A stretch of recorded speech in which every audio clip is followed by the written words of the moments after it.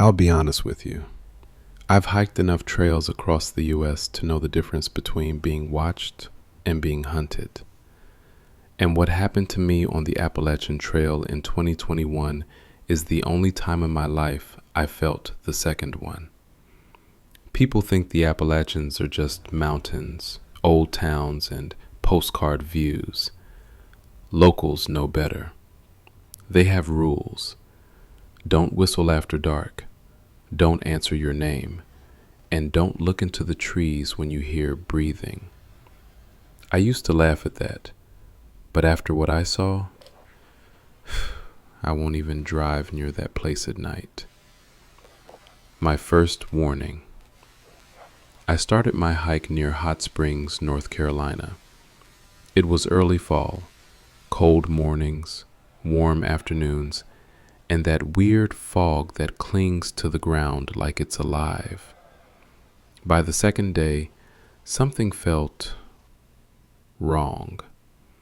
Not dramatic wrong, just that uneasy, skin-tight feeling you get when someone is reading your messages over your shoulder. The forest was quiet. Too quiet. No birds, no insects, and the air had this heavy dampness to it, like the woods were holding their breath. Around 5 p.m., I reached an old, half-collapsed shelter. There was a message scratched into one of the beams. If you hear footsteps behind you, don't turn around. I laughed, thought it was trail humor. I should have taken it seriously. Night 1. The breathing. I fell asleep at around 10. Sometime after midnight, something woke me up. Not a sound, not a movement, a feeling, like someone was leaning over me. I stayed absolutely still, eyes closed, pretending to be asleep. That's when I heard it. A slow, deep inhale, followed by an even slower exhale, right next to my ear. I froze. My skin felt like it was trying to crawl off my bones.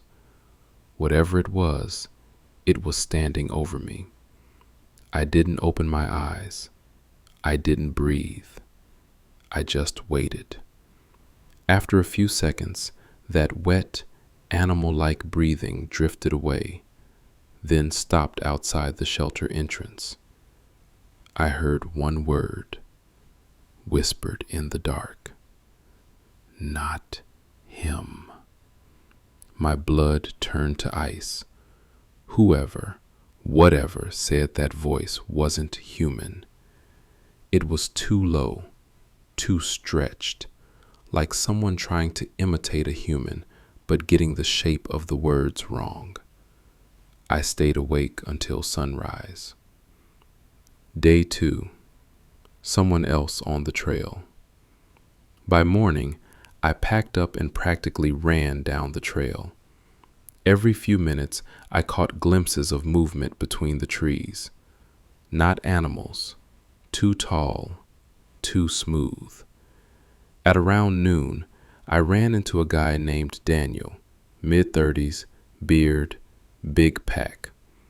He looked exhausted. He said, "You're the first person I've seen in 2 days."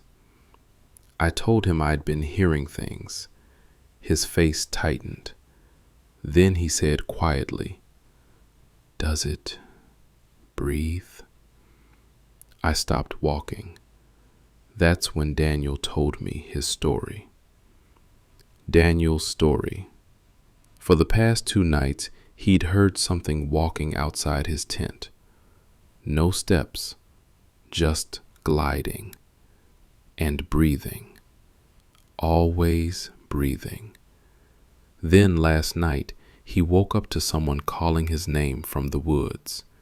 His full name. He never told me how it knew. He'd been planning to leave the trail, but after finding me, he asked if we could stick together until the next exit point, I agreed immediately. Neither of us wanted to be alone. Dusk, the whistling. As the sun went down, we heard something. A whistle, long, slow, echoing across the trees. 3 notes, repeating. Daniel froze. "That's what it does," he whispered. "It whistles first, then it comes closer."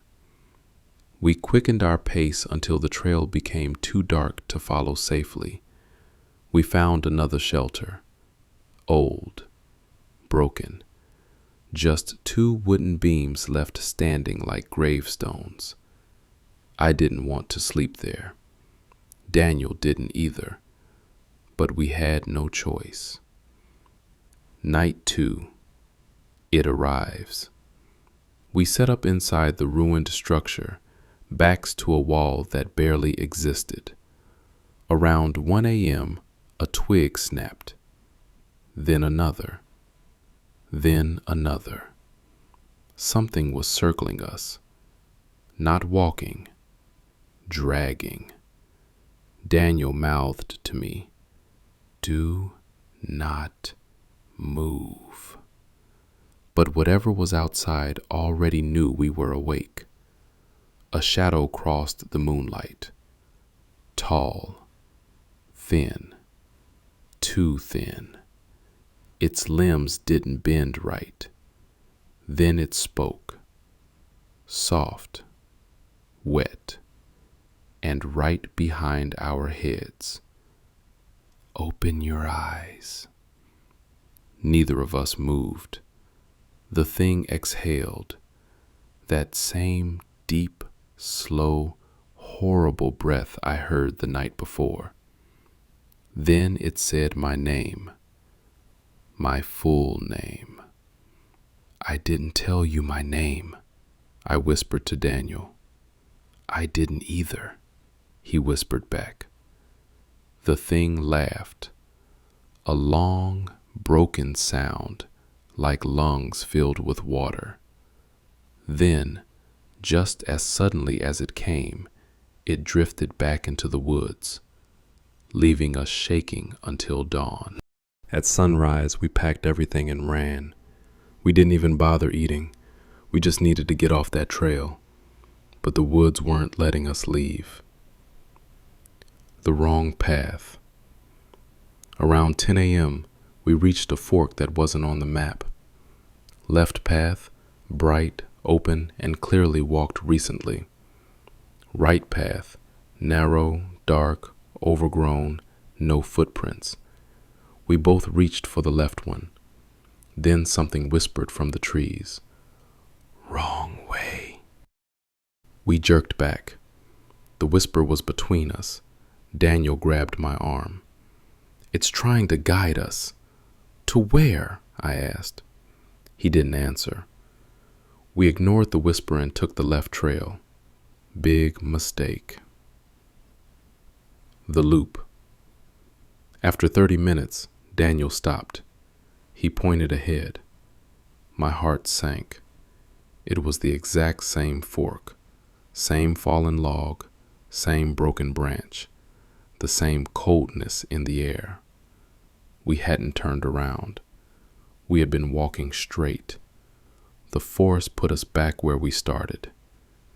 Daniel whispered, "It's playing with us." The man on the trail. We followed the right path, the overgrown, dark one. 10 minutes in, we saw a man, standing completely still, facing away from us. His clothes were torn, covered in leaves. He wasn't moving. "Sir?" Daniel called. Nothing. I took one step closer. "Sir, are you okay?" The man turned around, slowly, too slowly. When his face came into view, I felt the air get colder. His eyes were completely black. No whites, no pupils, just endless, empty black. His mouth opened wider than a human mouth should. Then he inhaled that same horrible breath. Daniel yelled, "Run!" The chase. We sprinted.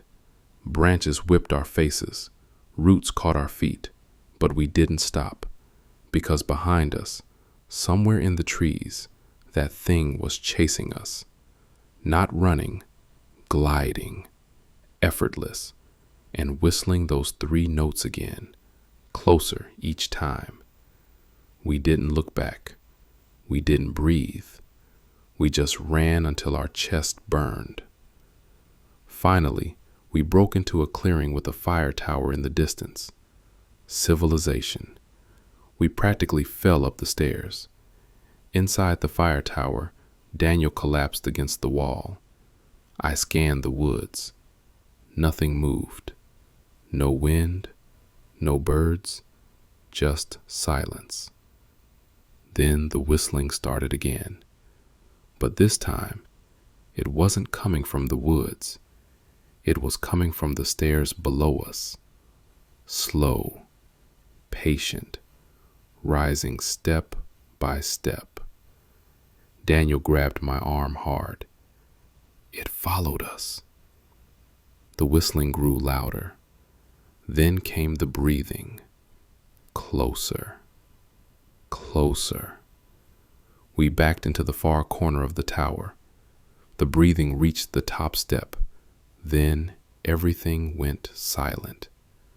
For a long moment, we just stood there, sweating, shaking, waiting for it to appear. Then something slid across the floor toward us.